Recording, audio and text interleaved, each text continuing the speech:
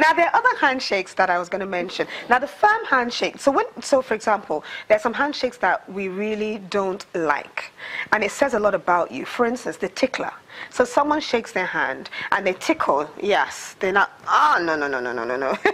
That is an element that shows. I absolutely hate it. Great, and a lot of women do not like it.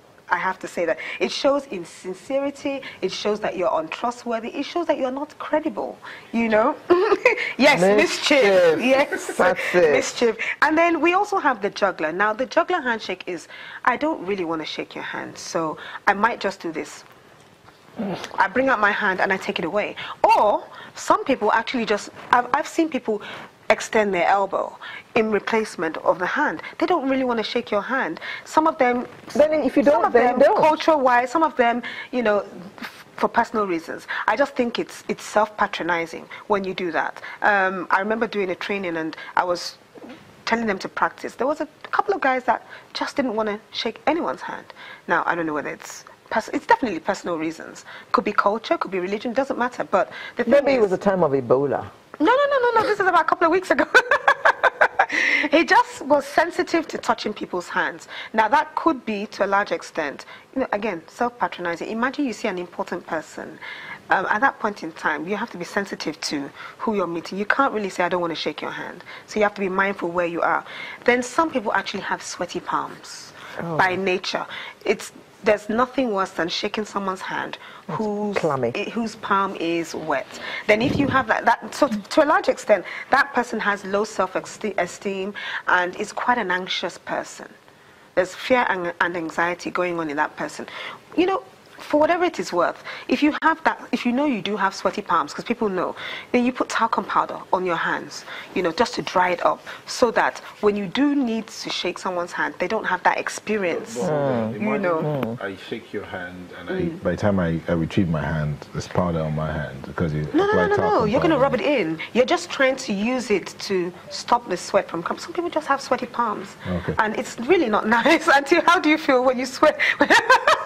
When you touch someone's hand, and you don't know it until you finish shaking the hand, you know. And you have to quickly go and wash your hands. Yes, but I think at the end of the day, a firm handshake is all we have said. A firm handshake shows that you are confident. You know, that firm handshake shows you're confident. It shows that you're in control. It shows that you're credible. It shows that you're trustworthy. It shows that you know what you're doing. It shows that you're an assertive person. And to a large extent, personally, maybe through training, I can tell 11 different assumptions about the person I have just shaken hands with.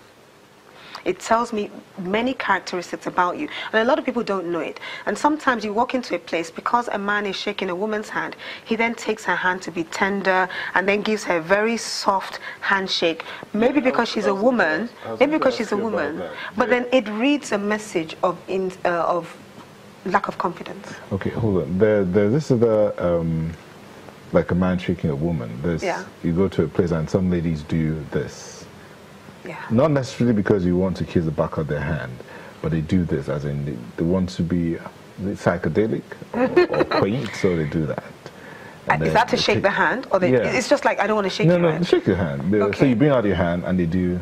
Yes, I've seen that. So they expect you to, it's almost like saying, just touch me here and pull it away. That's also a very wrong, that's like that, we call that like the clamp handshake. So I don't really want to shake your hand. So just touch my fingertips like this here. And the person will now eventually grip you here.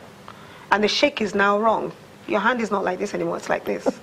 I don't really want to shake you, but just, you know, that's my greeting. So that's not a sign of superiority or being psychedelic? It's self-patronizing for somebody who brings out their hand like that, because you're not giving the person the opportunity to shake you well, you know, and to a large extent it's wrong. They just want you to be European and just kiss the back of their in this environment.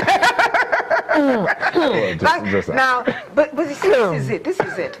There are some places, some countries, true to say, you know, I mean, we talked about the limp handshake, the finger-tipping one. Some cultures actually accept, especially like in Asia, a light handshake. It's culturally acceptable. But then again, when we move out of that, there are some cultures that don't even shake hands at all. So they will do the air kiss. So, you know, cheek to cheek. In France, it's cheek to cheek. Some people will do mwah, now mwah, it's 3 times. Yes. You go to some places in Africa, it's 4. And somebody will literally be pulling you to complete some places, some cultures, if you don't complete it, they will literally pull you to complete it. The air kiss, you know. But even when you're having to What about the nose kiss? Oh, I haven't heard about that one. Because that's a different culture completely. Yeah. But the truth is this. When you're giving the air kiss, you know, you have to be mindful. You have to be sensitive to where you are, who you're with. Is it a social environment? Is it a business environment? And when you're holding on to somebody too, you have to be mindful of the space too. Don't walk into their intimate space. And then again, with the air kiss, the proper way to do it is not forward. It is shoulder to shoulder.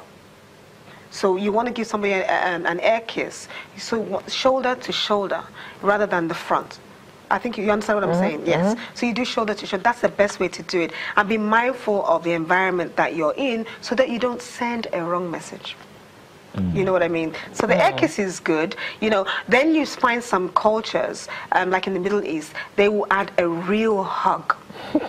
Regardless of the gender, they will have to add, because it's culturally acceptable to hug somebody to show your expression of the delight to meet that person.